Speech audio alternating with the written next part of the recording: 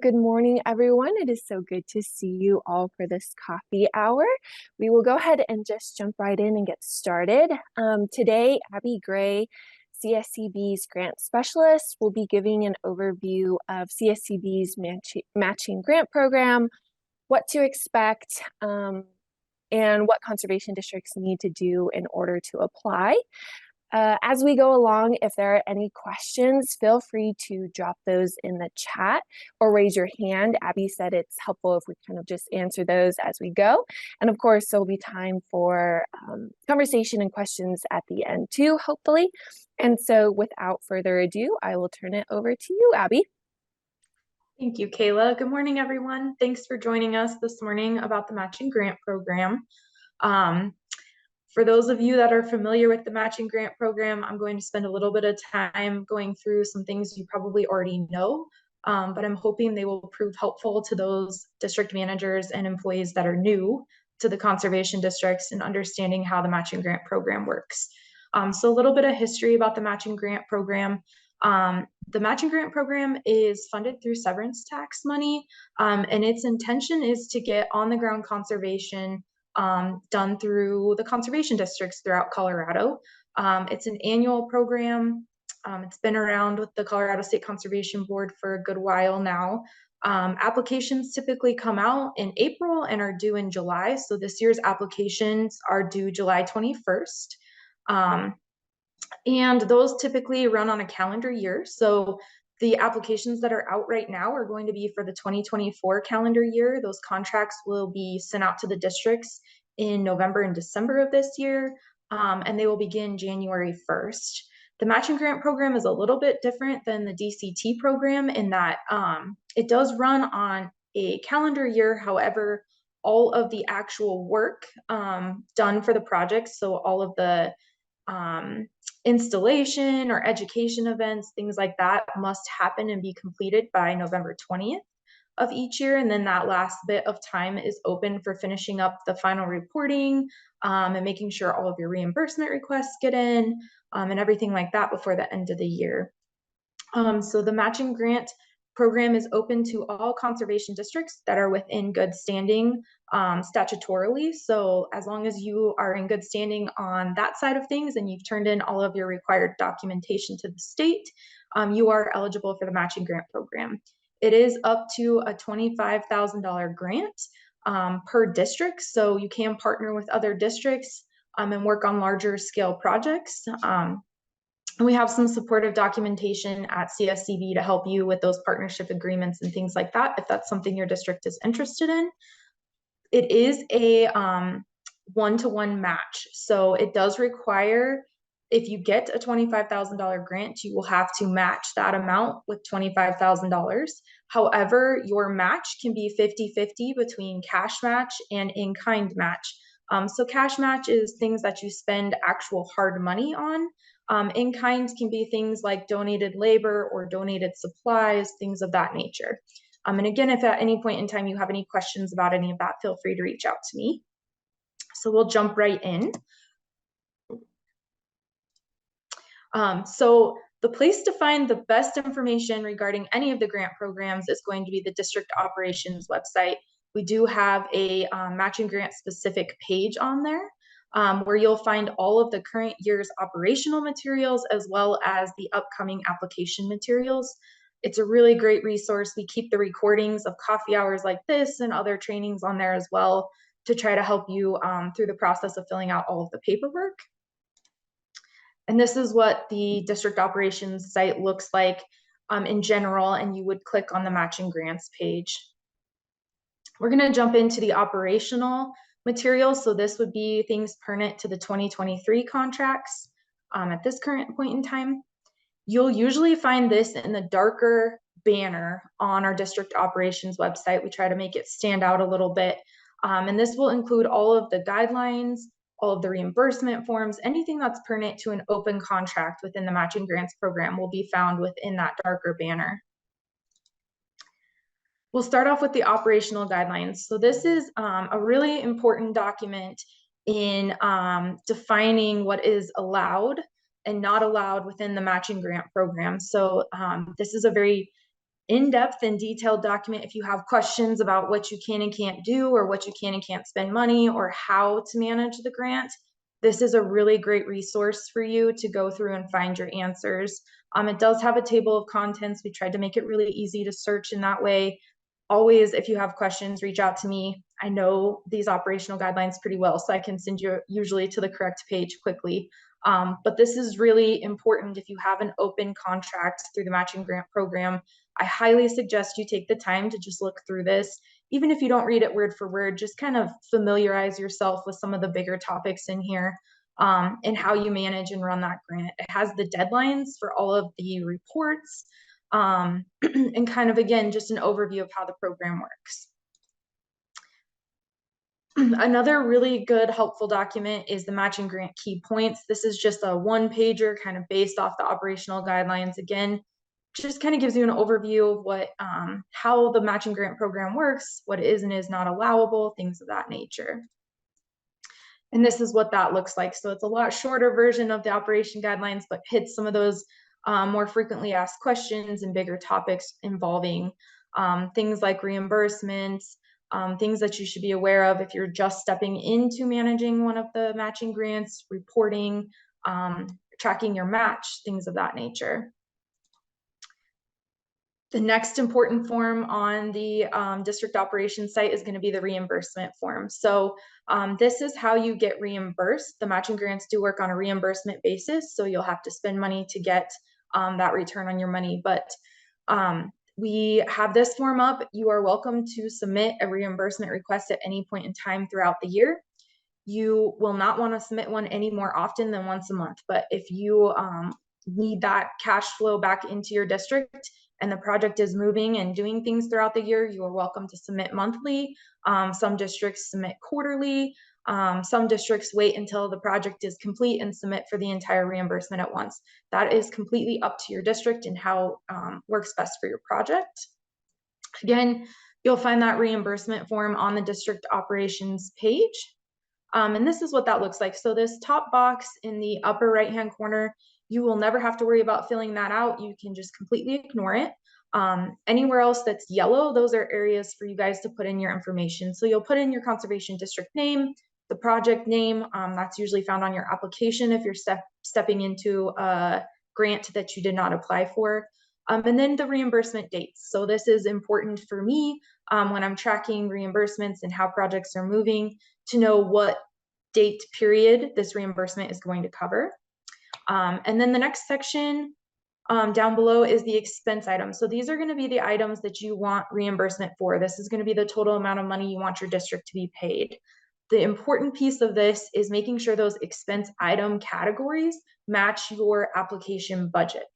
Because the matching grant program does have a limit of 10% variance within that budget. So that means that when you submit your budget to us and you are awarded a matching grant award, we stick to the budget that you submitted. If you vary within 10%, that is allowable within the grant, and that is no big deal. If you are needing to vary outside of that 10%, so say you have a $25,000 grant, that means you can move $2,500 around between your line items within the grant year, completely acceptable within the program. Now, if you needed to move $5,000 around, you would need to reach out to the grant specialist at CSCB for special approval. And what happens with that is we request that you put in writing why you need to vary outside of 10%, and then that gets taken to the CSCB board for approval. So it's very important that the expense items on your reimbursement form match your expense item on your budget that was, so that we can track that percent variance, make sure everything is summed up well on my side of things. And then it does have some room over on the right-hand side for comments. Usually that space is not utilized, but if you have something you need to mention to me and you want to do it on this form, you're welcome to use that. And then the next section below your expense items is going to be your match tracking. So this is where you guys are going to put in what the district or other partners have contributed to your matching grant throughout the year. And again, we have a one-to-one match, but of the 50% that the district has to bring to the table, only 50% of that has to be cash The other 50% can be in kind. So you'll see two columns for you to mark what things were donated in cash and in kind. The expense match items are a little bit more lenient than the expense reimbursement items. So you can add and subtract categories as things come up and people match your grant. That's very common within the matching grant program. The other important piece of this section is making sure that the source over on the right-hand side is categorized. So we look for whether or not that was district money, if that was an outside partner contributing, or a landowner, are the three big categories over there. And we just ask that you make sure and note that. If it's your district that's contributing money, I don't need to know exactly where that money is coming from. I don't need it to be noted that it was from tree sales or anything like that, direct assistance, things like that. District money is just plenty fine for that category.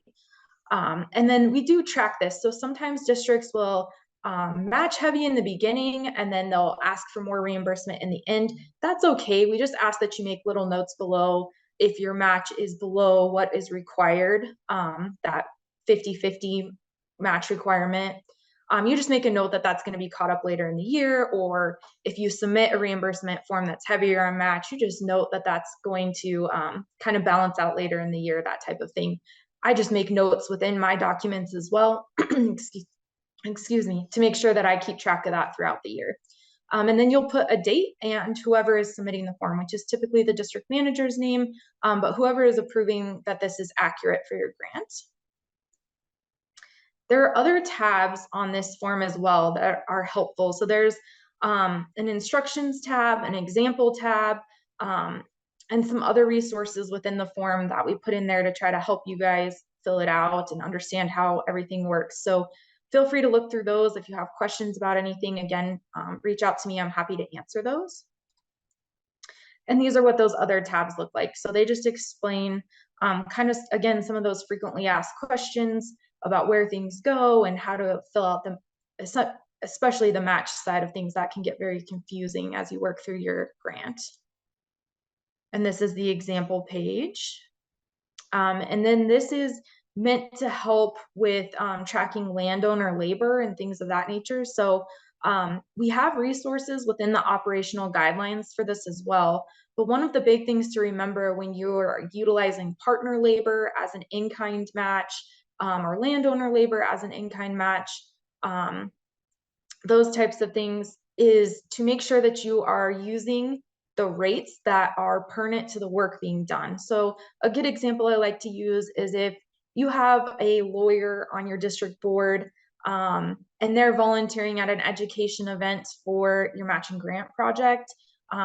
Unfortunately, we can't use the rate that they would get paid as a lawyer as our match rate for them to be at an education event. So you'd want to make sure that that volunteer hourly rate is accurate for whatever your volunteers are doing work-wise for your project.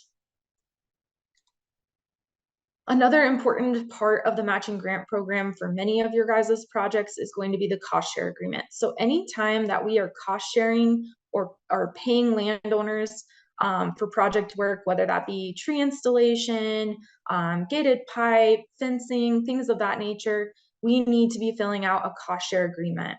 And this also includes noxious weed management if we are dealing directly with landowners.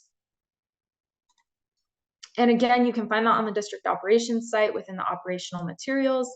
And this is what this form looks like. So you will need to get the landowner's name and address, and then the left-hand side of this form, over here where it says practice description, applicant's request for practices, that side of things is an estimation of what you expect the landowner to do within the matching grant program. So this is kind of the application side for your landowner.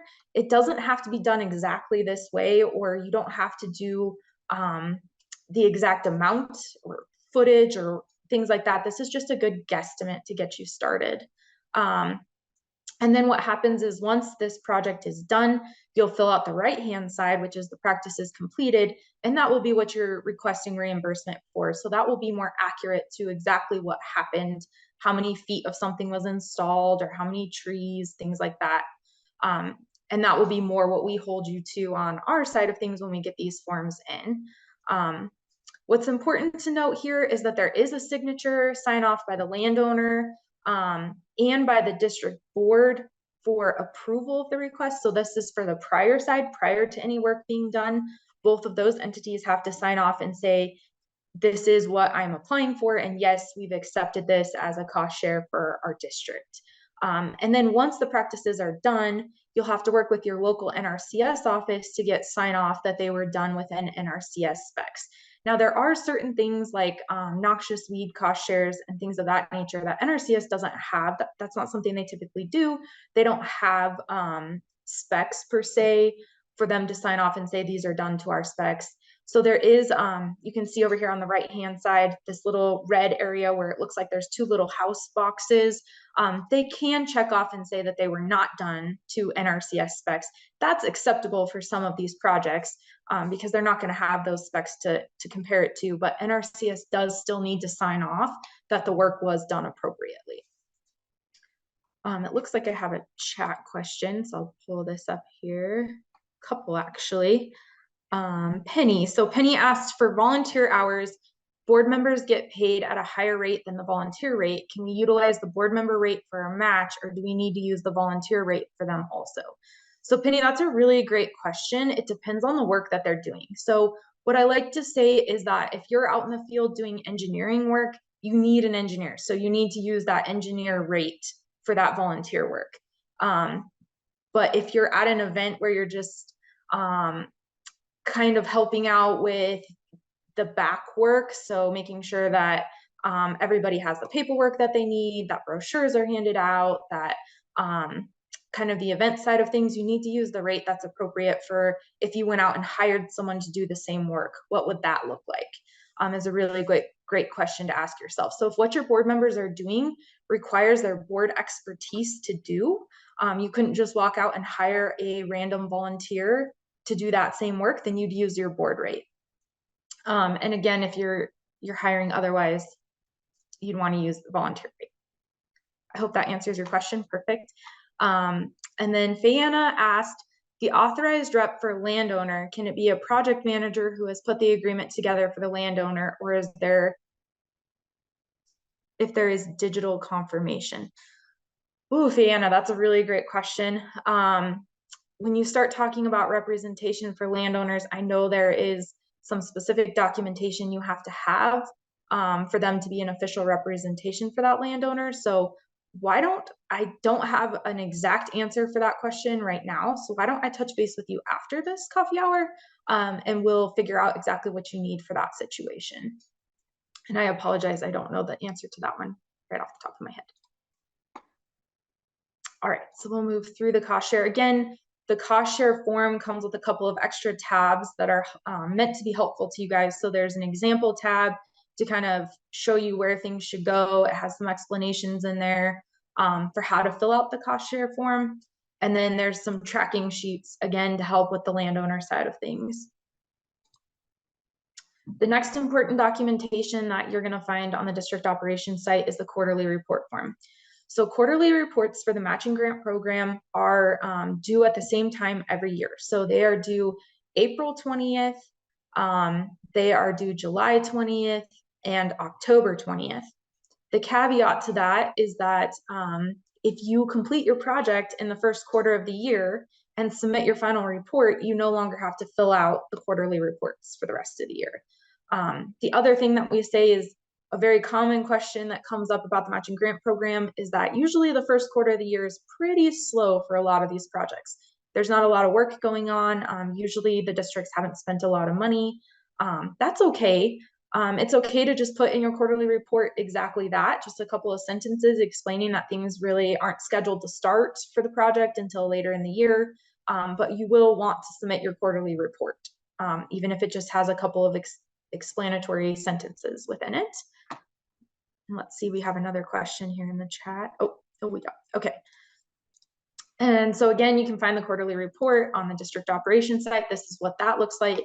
It's a Word document. This is more of a type in. We ask for some numbers on where things are at, how many landowners you've reached at that point in time, feet of things built if you have things going.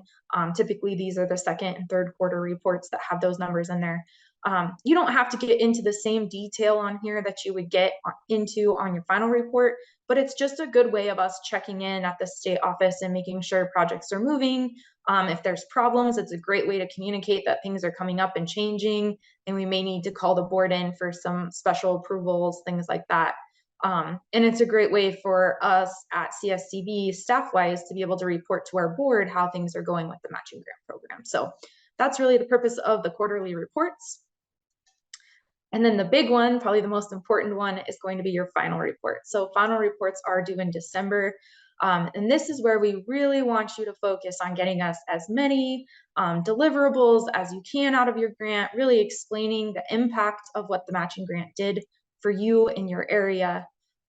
We use these reports very heavily. So this is how we create the fact sheets that you'll find up on the district operations site that we create every year. They're just one-pagers that kind of highlight the impact that your projects have so that you guys can take those and use them and share them with your landowners and your communities. We use those numbers at the state office to report to the commissioners. Sometimes we report downtown on how things are going to try to support why the matching grant funding is so important and the great work that it's doing out there. We use it in our annual report at CSCB as well. So I cannot stress enough how much we really appreciate the districts that put in a lot of time into their final reports and getting us numbers and really great representation of what the matching grant dollars are doing out there. Again, you can find that on the district operations site, and this is what that form looks like. So typically this is kind of a hybrid matching grant form, whereas the quarterly report, everything that you're going to write is going to stay within that report document. You're going to write your own final report. This just gives you the key things that we are looking for in that final report. And the biggest thing is that deliverables table. So that's the table with the green and blue that you see over on the right-hand side. We heavily utilize that table in those numbers. So I cannot stress enough how important it is that you fill that out and how much that means to us at the state office as far as supporting future funding for the program and really displaying the great work that you guys are doing. And that's a 3-page document. So this is just the 3rd page. So now we're moving away from the operational side of things into the application materials. So again, the application solicitations have been sent out. Application materials are posted on the district operations site right now, and they are due July 21st. If you have any questions within the process or you guys want some initial reviews of those grant applications, you are welcome to reach out to the grant specialists and ask them to go through that and help you with that. The one thing is we don't accept any reviews within 2 weeks of the deadline. So you want to make sure and get those in early if you're wanting the office to just look through things, make sure there's no spelling, grammar errors, or anything big that's conflicting with the program. It looks like I have a chat. So Nancy says the green section seems meaningless to me. What is your direction for that section? Yeah, Nancy, that one is a little bit redundant, as most of the practices that you guys are implementing out in these matching grant projects kind of fit all 3 categories.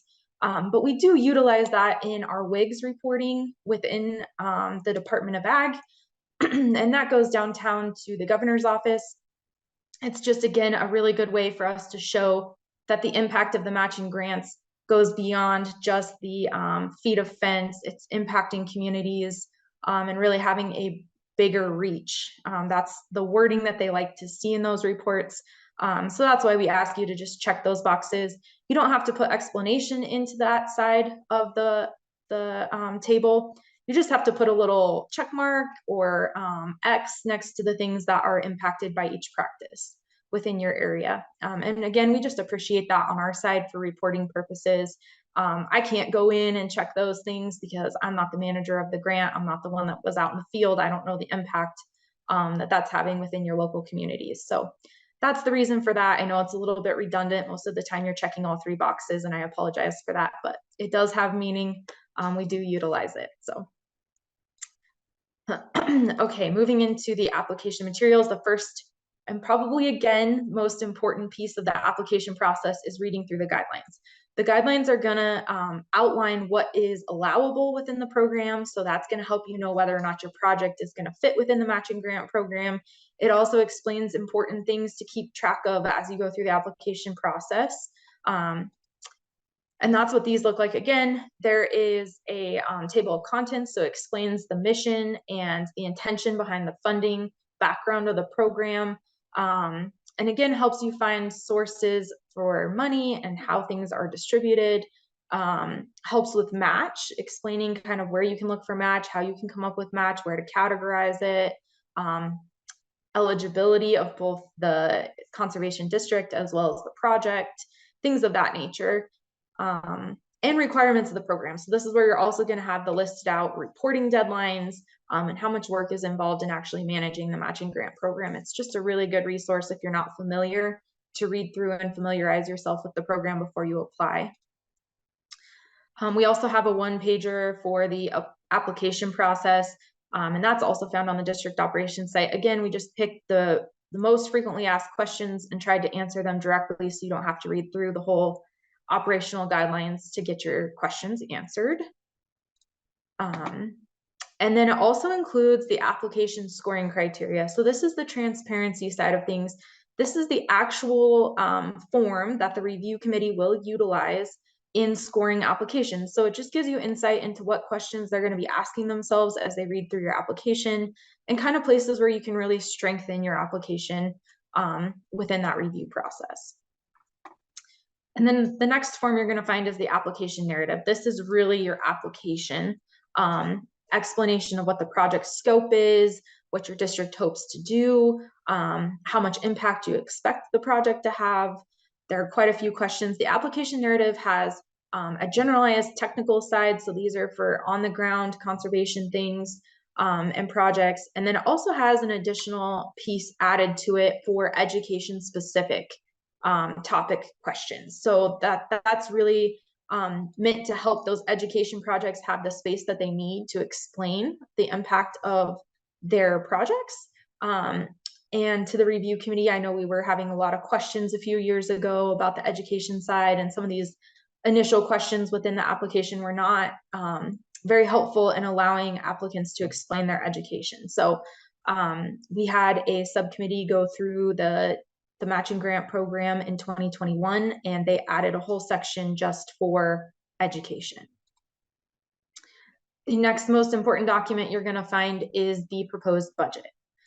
So this is the place I say take a lot of time in really trying to understand what it's going to take, what categories you're going to need in order to fulfill the project that you are wanting to do. This is what we hold you to with the 10% variance. So it's important that you try to budget as accurately as you can.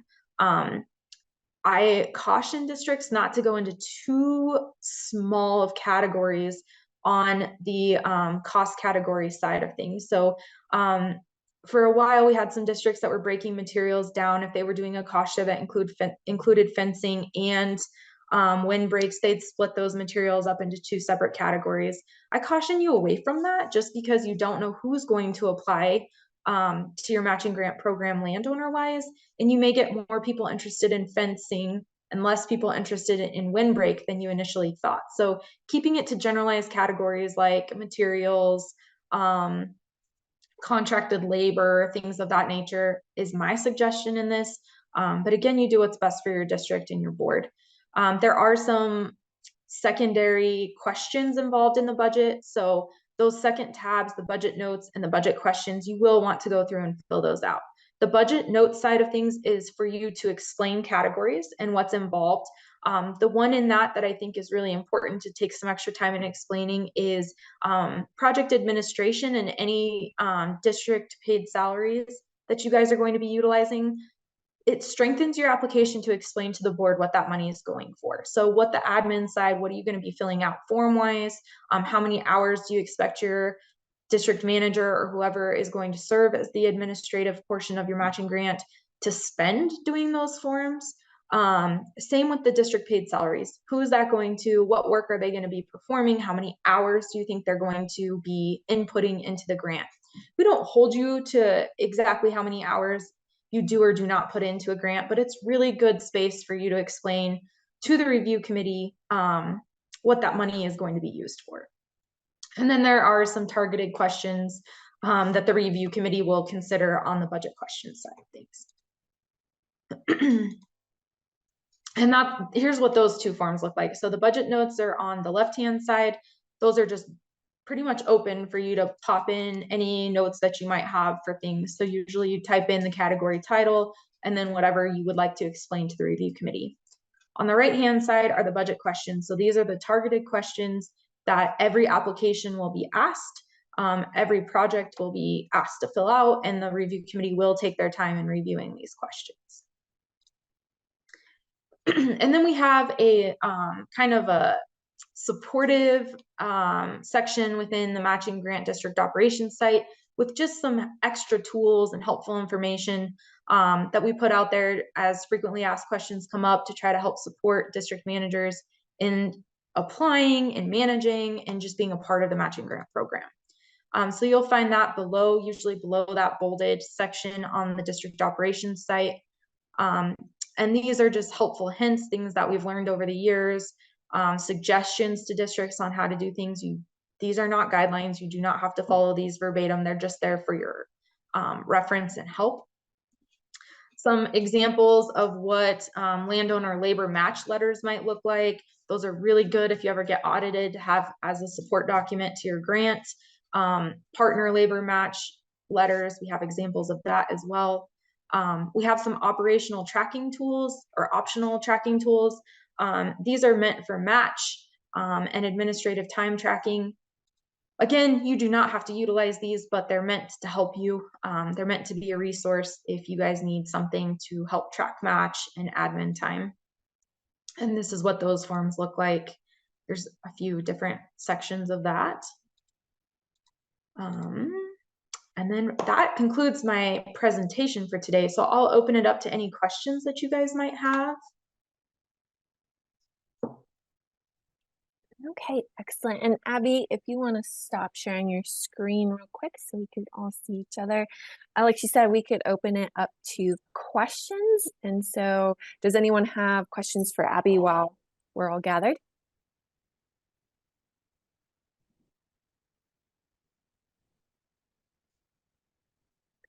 So Penny just asked, have the volunteer labor rates changed this year? That's a great question too, Penny. Yes, typically those, well, I can't say for sure that they've changed. I can say that they are usually put out into the world on an annual basis. So agricultural related topics, we usually send you to CSU. They put out a really good resource for what those labor match rates might look like.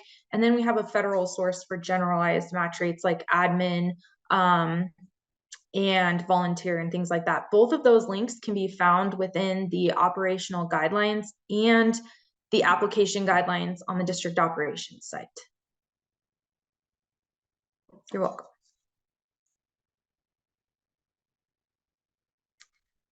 Nancy, the in-kind match, I always put down the money the partner spent beyond what the grant covered. That's a good point, Nancy. So if your partner actually spent money and it's not just they donated something they already had, that can be counted as cash match, actually. So you are welcome to move that over to the cash category on your reimbursement forms. Even if it's not the district that spent the money, any cash that was input into your matching grant project is considered cash match. The in-kind side of things is really meant for volunteered or donated items.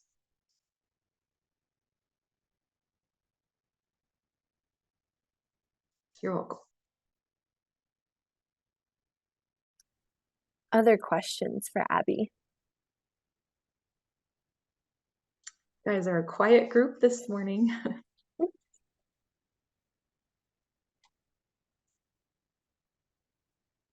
And just a reminder, we will be posting this recording on our website. So if you do have questions or be like, what did Abby say during that presentation? You could always refer back to that. So that will be posted there. So be sure to kind of stay tuned for that in case you want to reference that as well. And so one last call for questions. As always, feel free to reach out to us or shoot Abby an email. We can share her email address or the good email to contact going forward for other questions. So we could absolutely do that.